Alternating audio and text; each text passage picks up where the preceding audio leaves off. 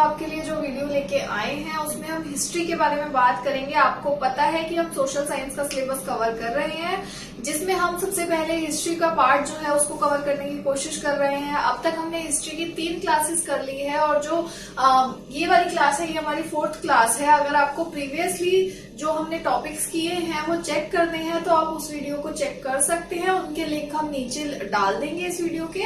और सेकेंडली, अगर आपको ये टॉपिक पूरा समझना है तो प्लीज कोशिश कीजिए आप वीडियो स्किप ना करें, आप वीडियो पूरी देखें, क्योंकि जब हम बेसिकली किंग्स की बात करते हैं, अगर आप एक भी पार्ट मिस कर देते हैं तो आपके लिए उस किंग के बारे में जानना इम्पॉसिबल हो जाता है। अगर आप सुनेंगे तो आप उसको अच्छे से समझ पाएंगे।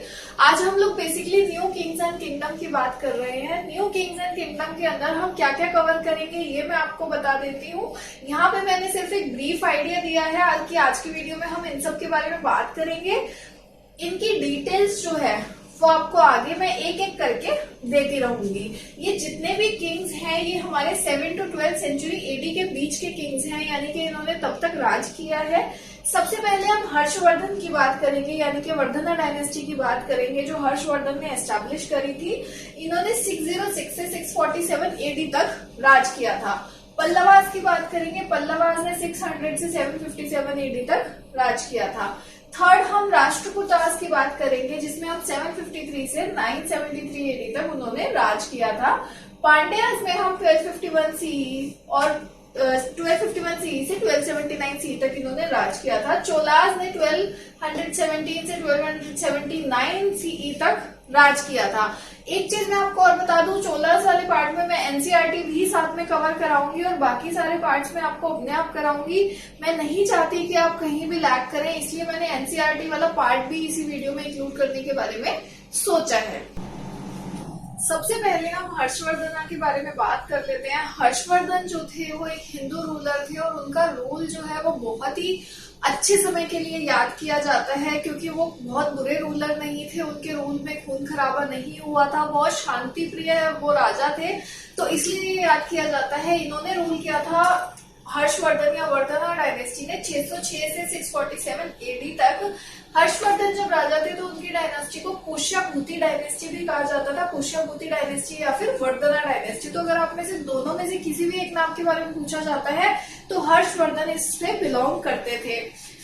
He extended his regime from North India to Narmada river. इन्होंने अपना जो राज्य था वो बहुत ज्यादा एक्सटेंड कर दिया था, कहां से कहां तक, नॉर्थ इंडिया से लेके नर्मदा रिवर तक। He was last great Hindu emperor of India। ये हिंदू एम्परर थे आखिरी जो कि बहुत ज्यादा अच्छे थे और बहुत ज्यादा फेमस थे। इनके बाद इतना अच्छा कोई हिंदू एम्परर नहीं हुआ। His rule was renowned for peace, prosperity and stability। ये मैं आपको अभी बता रही थी कि इनका राज जो है वो बहुत ही शांति प्रियता के लिए जाना जाता है। सेम चीज यहाँ पे हो रही है कि उस टाइम बहुत स्टेबल था, लोग लड़ते नहीं थे, बहुत पैसा भी था उनके पास और बहुत शांति से लोग रहते थे। Kannauj was his capital. Kannauj में इन्होंने अपना कैपिटल बनाया था क्योंकि वो गंगा नदी के किनारे पे बसा हुआ था, और जहाँ पे किनारे पे नदी होती है तो कैपिटल बनाना इजी होता है क्योंकि हमें पानी मिल जाता है, एग्रीकल्चर के लिए इजी रहता है, और काफी चीजें सपोजिंगली कोई हमला करने वाला है तो उसको आने के लिए भी प्रॉब्लम होती है। तो राजा लोग यही करते थे, आसपास में नदी देख के फिर अपना राज्य वहां पे स्थापित करते थे। He was neither a staunch Hindu nor the ruler of the whole country। Neither a staunch Hindu, staunch का मतलब होता है कट्टर। उसने बोला कि ना तो वो एकदम कट्टर हिंदू थे, कट्टर हिंदू से उनका मतलब ये है कि मैं एक कट्टर हिंदू हूं तो मैं दूसरे धर्मों से परेशान होंगी, लेकिन ऐसा नहीं था। वो बिल्कुल कट्टर हिंदू नहीं थे, वो भगवान को मानते थे, भगवान की पूजा पाठ करते थे, लेकिन दूसरों पे अपना रिलीजन फोर्स नहीं करते थे। और ना ही उन्होंने कभी पूरे इंडिया के ऊपर, पूरे होल कंट्री के ऊपर राज किया था। उन्होंने जितने हिस्सा उनके अंडर आता था उन्होंने सिर्फ उतने पे ही राज किया, उन्होंने लड़ाइयां नहीं लड़ी अपने राज्य को आगे बढ़ाने के लिए। Xuanzang, a Chinese traveler, praised Harshavardhan a lot। Xuanzang जो था, ज़ुआंग एक चाइनीज बहुत फेमस थे ये ट्रैवलर। इन्होंने हर्षवर्धन के राज में 8 साल ये रहे थे। इन्होंने हर्षवर्धन की अपनी किताबों में बहुत ज्यादा तारीफ करी है, तो वहां से भी हमें पता लगता है कि हर्षवर्धन जो थे वो किस तरह के राजा थे, उस टाइम का राज्य कैसा था, लोग कैसे रहते थे। तो इनकी जो किताब है वो एक तरीके से सोर्स है हमारे लिए हर्षवर्धन के पीरियड को जानने का। हर्षवर्धन के राज में स्लेवरी नहीं थी। इनको नोबल किंग भी कहा जाता था, नोबल एम्परर इसलिए कहा जाता था because he made sure that everyone in his empire remained happy. He built happy homes for the poor, जहाँ पे वो लोग जाके रह सकते थे, खा सकते थे, रुक सकते थे। And also he did not impose any heavy taxes. उसने लोगों के ऊपर कोई टैक्स नहीं लगाया था, लोग राजा को कोई टैक्स नहीं देते थे। लोग अपने खाने के लिए अनाज उगाते थे और थोड़ा बहुत जो एक्स्ट्रा होता था वो बेच देते थे। He had a big army.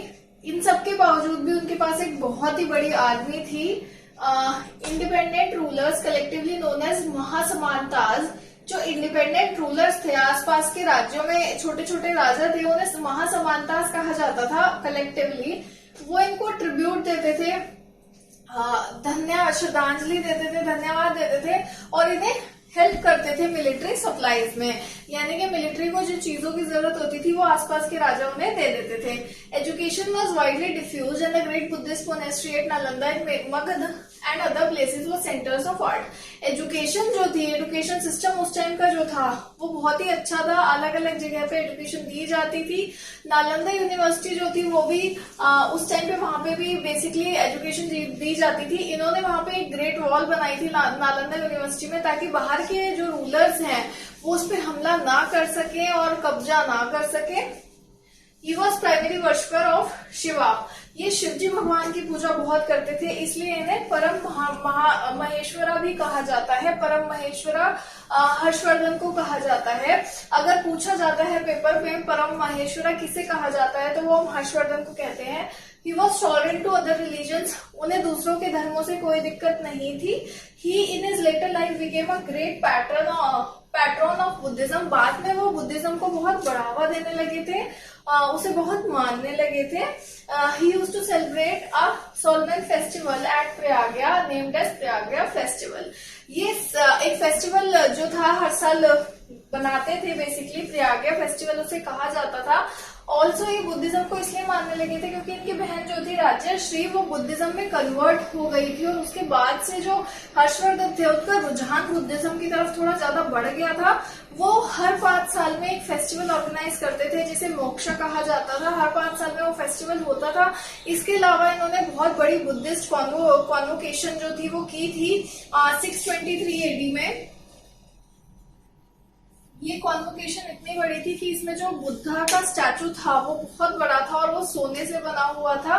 उसमें 20 अलग अलग राज्यों के राजा आए थे, दूर दूर से ट्रैवलर्स आए थे और वो जो ज़ैंग्यूंग थे जिनके बारे में मैंने आपको बताया था चाइनीज ट्रैवलर, वो भी उस टाइम पे वहीं थे। वो 8 साल इनके राज्य में रहे थे और साथ साथ उन्होंने उस जो उनका बुद्धिस्ट कॉन्वोकेशन था 21 डेज का, उसके बारे में भी उन्होंने लिखा है कि वो कितना सुंदर था और जो हर्षवर्धन थे उन्होंने उसमें बहुत पैसा लगाया था और बहुत ही अच्छे से सबकी खातिरदारी की थी। तो ये हमने हर्षवर्धन का एम्पायर जो था बेसिकली वर्धना एम्पायर वो हमने कंप्लीट कर लिया। अगर आपको इसमें कुछ भी समझ नहीं आया तो आप कमेंट करके मुझसे पूछ सकते हैं। अब हम पल्लवास के बारे में बात करेंगे। पल्लवास जो थे उन्होंने 600 से 757 AD तक काम किया था, मतलब राज किया था, सॉरी। इनका जो बेसिकली ओरिजिन है वो आज तक कोई नहीं बता पाया कहाँ से है। कोई कहता है ये सातवाहनास के मतलब रूलर डिसेंडर्स थे और कोई कहता है ये कहीं से आए थे, कोई कहता है कहीं से आए थे, कोई कहता है ये मिक्स्ड है, बहुत सारे धर्मों को मानने वाले लोग जुड़ गए थे। बट आज तक हमें नहीं पता कि बेसिकली इनका ओरिजिन कहाँ से है। इनके फाउंडर जो थे उनका नाम था सिम्हा विष्णु। ये इनके फर्स्ट रूलर भी थे और बहुत ही एफिशिएंट रूलर थे। सेकेंडली इन्होंने बेसिकली आंध्र प्रदेश से लेके कर्नाटका तक रूल किया था। आंध्र प्रदेश और कर्नाटका को कवर करता था जो इनका राज था।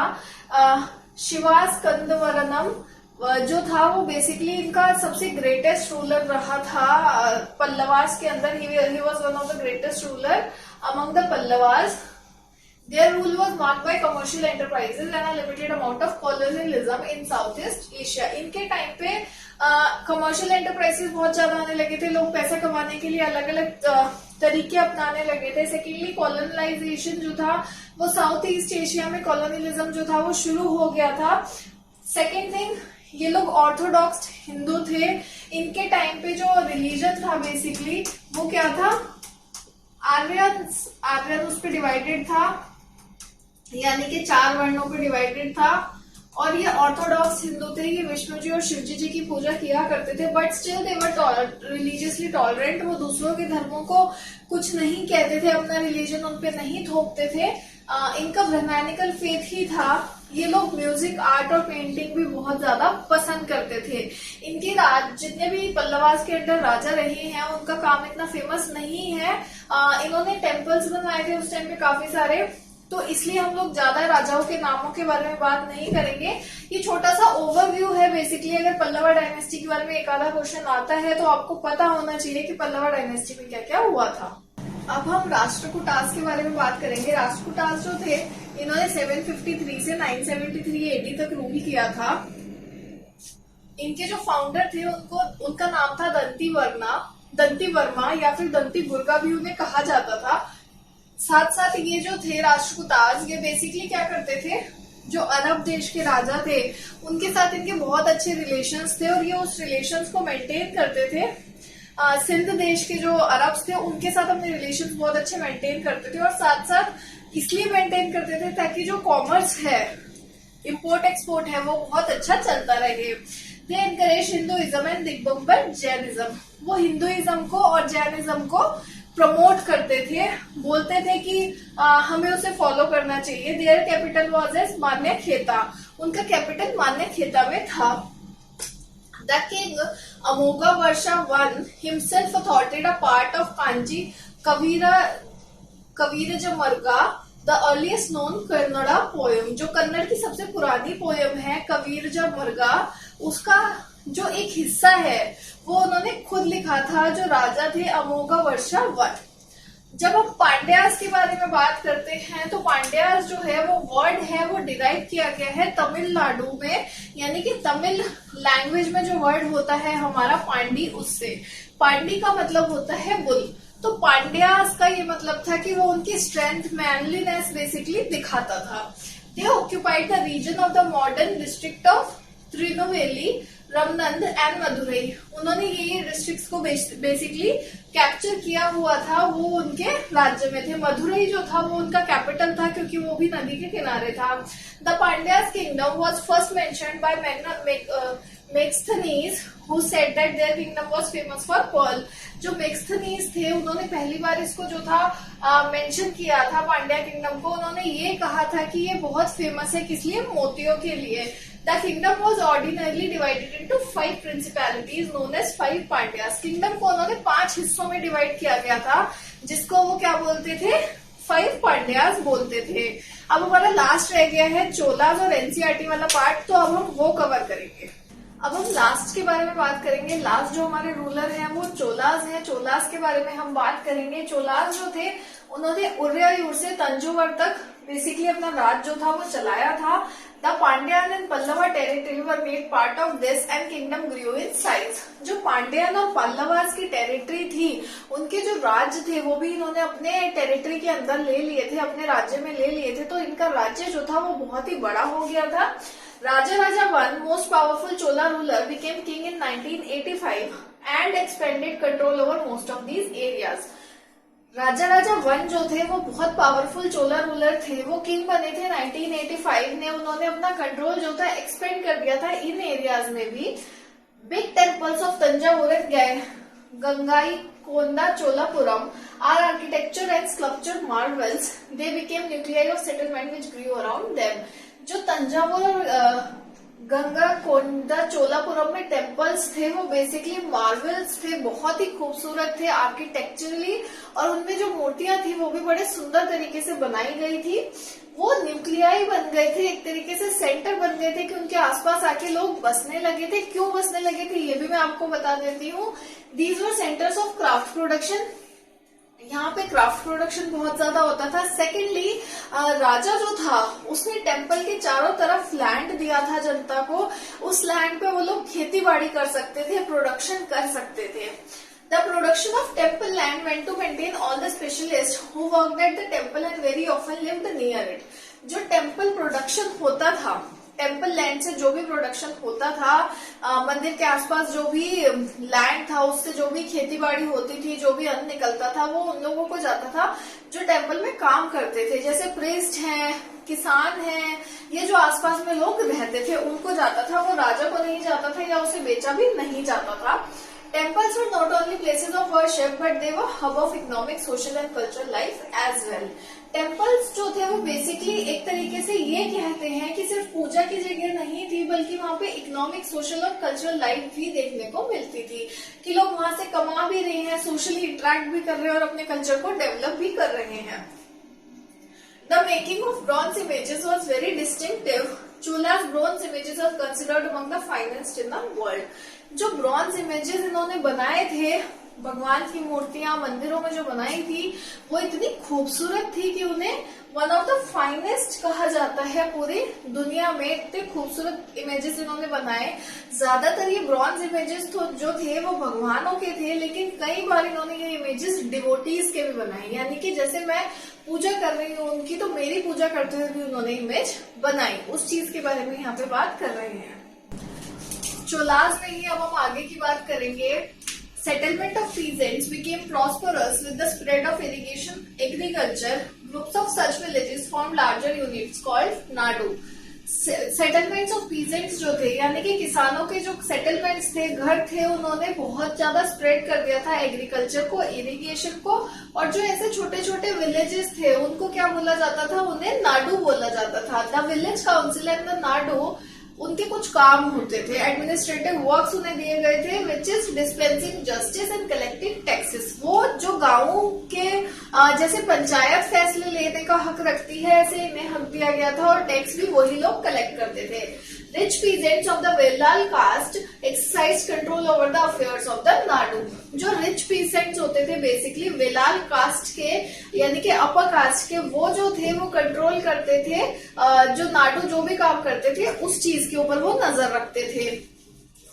Inscription from Uttaramerur in Chingelpur district, Tamil Nadu provide details of the way in which the Sabha was organized. The Sabha had separate committees to look after different works. Inscriptions यानी कि जो लिखी हुई चीजें हमें मिली थी उत्तरामेरू, जो कि चिंगेलपुर डिस्ट्रिक्ट में था तमिलनाडु में, वो डिटेल्स देता है हमें कि सभा जो थी वो ऑर्गेनाइज की जाती थी। ये सभा जो थी इसमें अलग अलग कमिटीज थी जो अलग अलग कामों को देखती थी, जैसे गार्डनिंग को देखती थी एक कमेटी एग्रीकल्चर को, एक कमेटी एडमिनिस्ट्रेटिव वर्क्स को, उस तरीके से देखा जाता था। Chola inscriptions mention several categories of land. Chola inscription जो है वो कुछ तरह के लैंड के बारे में बात करता है। वेलन वगई क्या होता है? It is the land of non brahmanical peasant proprietors. जो नॉन ब्राह्मणिकल पीजेंट्स का लैंड होता है वो हमारा वेलन वगई कहलाता है। ब्रह्मदेया का मतलब है कि ब्राह्मण को दे दिया, यानी कि land gifted to the Brahmans. फिर आता है हमारा शलाभोगा होता है land for the maintenance of a school, ऐसा लैंड जो कि स्कूल के लिए मेंटेन किया गया है। देवदाना त्रिना मुट्टुगनी जो होता है that is land gifted to the temples.